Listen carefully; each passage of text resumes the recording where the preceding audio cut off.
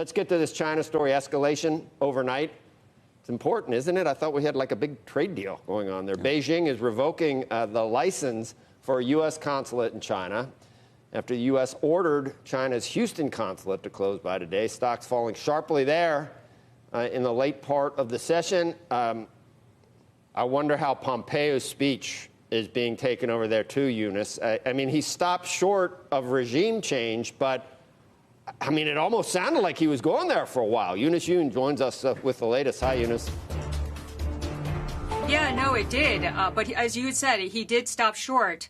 But when he was talking about China in his blistering speech, he described it as a Frankenstein. That's what struck me, that he described it as like a Frankenstein that was created by the policies of the free world. And he was essentially calling on all countries within the free world to unite against communist China, saying that if the free world allows China to continue pursuing its path, that could potentially change the free world. So it was a speech that the foreign ministry did not like. They called it full of ideological bias, said that it was, unattached to reality.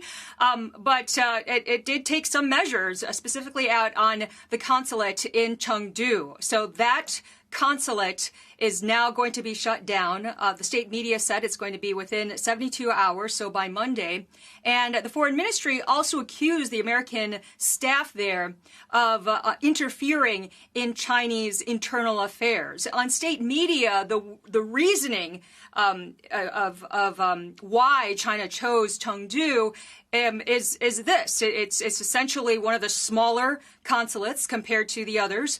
It's seen as not having a huge impact on American business, but at the same time would hurt because the state media have pointed out and been quoting experts as saying that that's where America gathers information on strategic weapons in the region and also gathers information on the situation in Tibet.